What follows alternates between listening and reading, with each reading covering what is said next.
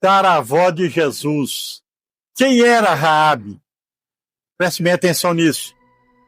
Raabe, ela era uma sacerdotisa do Deus que Jericó adorava. E era um Deus sanguinário. Eles sacrificavam crianças para aquele Deus.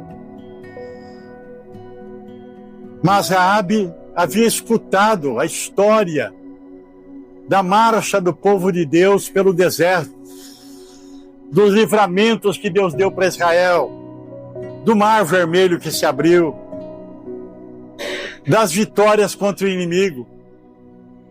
E Raabe creu no Deus de Israel. Por isso, quando os espias entraram em Jericó, ela escondeu os espias, soldados procurando para matar, ela escondeu no telhado de sua casa. E ela pediu pela sua família, porque Raabe acreditava que Deus ia dar vitória para Israel contra Jericó. E Raabe creu no Deus de Israel. E os espias, então, como agradecimento, disse para ela: coloca um fio vermelho, uma fita vermelha, na janela de sua casa, por sobre a muralha. E fique com sua família dentro de casa. Quando Israel deu as 7 voltas, nos 7 dias, em torno das muralhas, toda a muralha caiu. Mas a casa de Raabe foi poupada. Agora, por que a casa de Raabe era sobre as muralhas? Você podia me explicar? Por que a casa de Raabe era sobre as muralhas? Porque as pessoas, os habitantes de Jericó, moravam nas suas casas, dentro das muralhas, dentro, na cidade. A cidade era cercada por muralhas. E normalmente a casa de prostitutas era em cima das muralhas. Não era com as pessoas aqui embaixo. Raabe tinha uma vida errada. Raabe era idólatra. Mas Raabe creu no Deus de Israel. E o nosso Deus é um Deus misericordioso. É um Deus que perdoa quando a pessoa se arrepende. É um Deus que limpa o coração quando a pessoa se volta para Ele. E a casa de Raabe, então, era em cima das muralhas. E era uma muralha alta. Era um forte, uma cidade fortalecida. E Deus derrubou as muralhas. Os historiadores dizem que Deus colocou o dedo nas muralhas e elas tornaram-se pós. Virou pó, poeira. Mas a casa de Raabe foi guardada. E olha como Deus faz as coisas. Raabe se converteu. Raabe foi perdoada. E se você abrir a sua Bíblia, ou não sei se é em Lucas ou se é em Mateus, mas na genealogia de Jesus, a história da família de Jesus, você vai encontrar que Raabe foi uma tataravó de Jesus. Olha o que Deus faz, transforma uma vida e dá a ela um privilégio que poucas pessoas tiveram, de estar ali na história da família de Jesus. E é o privilégio que Deus tem nos dado, perdoado os nossos pecados, limpado o nosso coração e escrito o nosso nome no livro da vida. Amém? Então essa fita você vai colocar pela fé na sua casa. No último dia da campanha, eu vou colocar na porta da minha casa. Você coloca na janela, coloca em cima da sua cama, onde você quiser. É para você se lembrar que você tem uma aliança com o Senhor. E essa aliança custou o sangue de Jesus lá no Calvário. O sangue que Jesus derramou para perdoar, para justificar, para te dar a salvação, para te dar a vida eterna. Amém? Digam todos glória a Deus. Todos vocês pegaram essa fita? Todos vocês? Quem pegou pela primeira vez, já dá um nozinho já, adianta já. Eu coloquei bem na ponta o meu nó. bem na ponta. Dá só um nó. Os demais não fazem nada, nós vamos fazer depois da oração. Mas, amados, vamos entrar na palavra agora? Vamos falar da palavra de Deus? E eu gostaria, na noite de hoje, de lembrar de Jesus com seus discípulos, caminhando nas estradas e entrando numa cidade. Isso está no capítulo 7 do Evangelho de São Lucas, no versículo 11. Se você tem sua Bíblia, acompanhe. Olha o que diz. E aconteceu pouco depois, ir ele à cidade chamada Naim, e com ele iam muitos dos seus discípulos, e uma grande multidão. Imagine bem, o Senhor Jesus havia curado a filha do centurião lá em Cafarnaum, o servo do centurião lá em Cafarnaum. E agora Jesus está indo para Naim. E a Bíblia fala que uma multidão o acompanhava. Saíram felizes lá de Cafarnaum, da casa desse centurião romano, por ver o milagre que aconteceu na vida do servo daquele homem, que estava numa cama, já perto da morte, e Jesus curou aquele homem. E as pessoas então saíram com alegria, porque as pessoas caminhando ao lado de Jesus, conversando, falando a respeito daquele grande milagre, se alegravam. E realmente, quando a pessoa conhece Jesus, a sua vida se transforma, a sua vida muda. Quando você olha aquele milagre lá em Caná da Galileia, Jesus transformando água em vinho, ali estava prefigurando o que seria o ministério de Jesus, de transformação, de mudança de vida. E é assim que acontece, a pessoa chega sobrecarregada, cansada, oprimida, triste, amargurada, infeliz. Ela chega até Jesus, e Jesus a alivia. Jesus tira aquele fardo pesado, aquele jugo pesado que o sofrimento traz, que as incompreensões, que as ingratidões geram, e muitas vezes que o diabo realiza na vida, na casa, na família daquelas pessoas, pessoas cansadas de chorar, de sofrer, vêm para Jesus. E Jesus é bom. Jesus, ele ama a pessoa, ele perdoa, ele limpa o coração. E quando Jesus entra no coração da pessoa, ela experimenta algo que o mundo não tem: paz, alegria, uma verdadeira felicidade. E então aquela pessoa torna-se uma pessoa feliz. É por isso que você vê uma pessoa que conhece Jesus, ela gosta de cantar louvores, ela gosta de bater palma, ela gosta de louvar, ela diz aleluia, ela diz glória a Deus, ela sempre está sorrindo, ela tem paz. Você olha para ela, o semblante dela é diferente, porque ela conhece Jesus. E então toda pessoa que conhece Jesus, ela pode ter as suas aflições, ela pode ter as suas lutas, mas ela tem uma paz que o mundo não tem.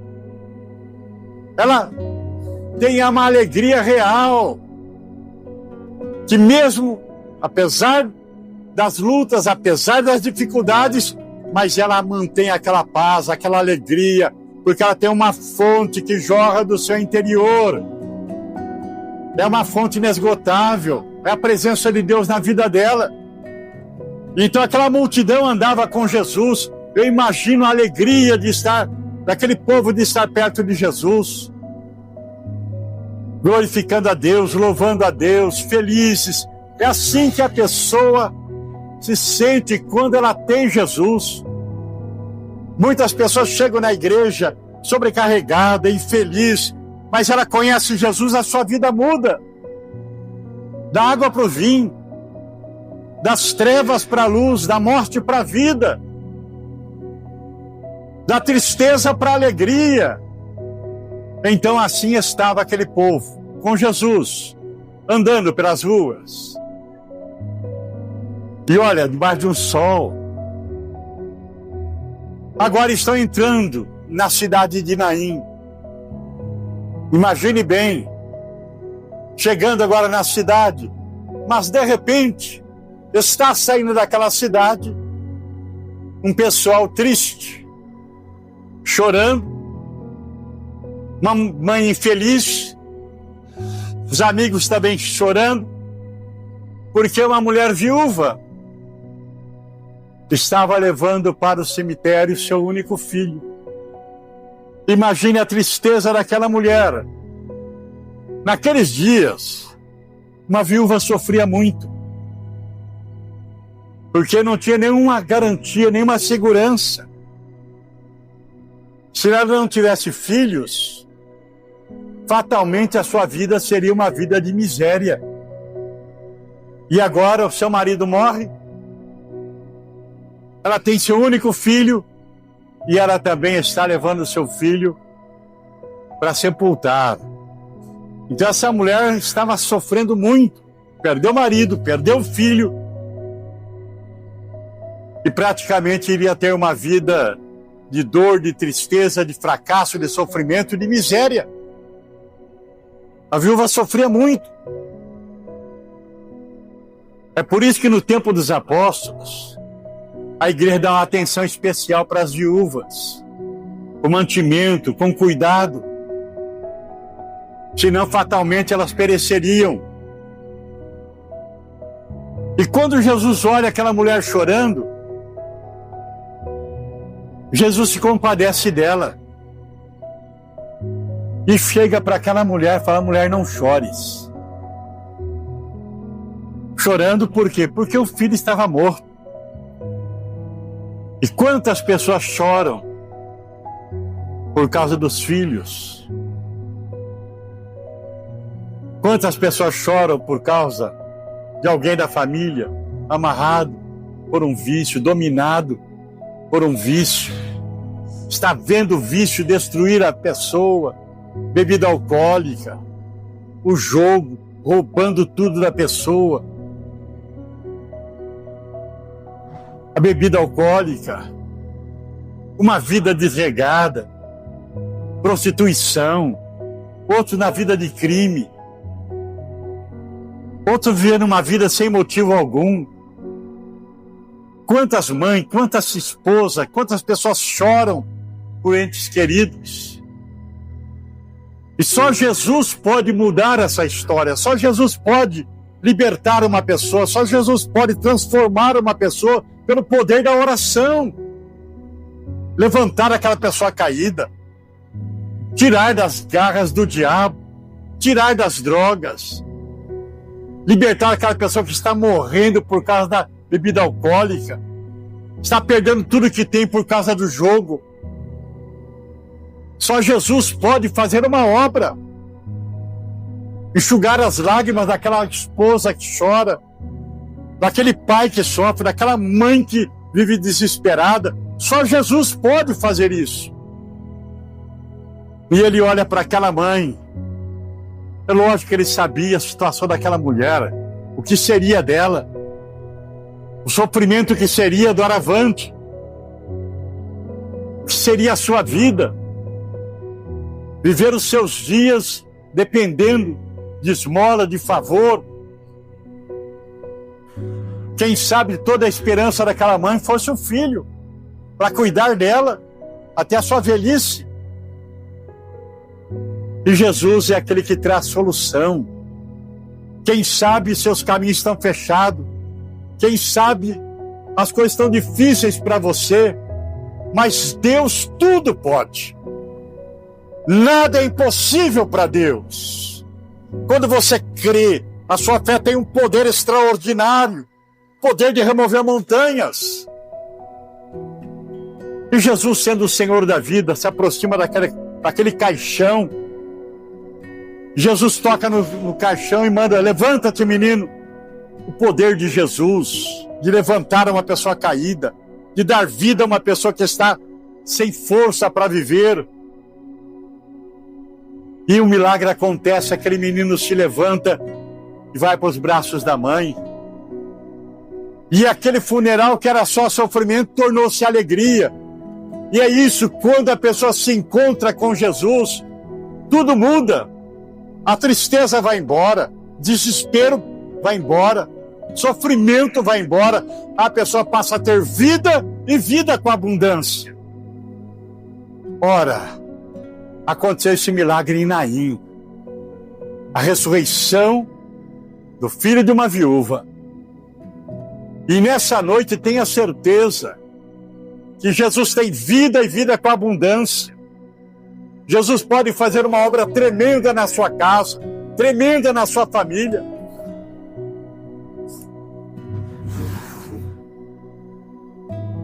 Mas a fama de Jesus se espalhou tanto.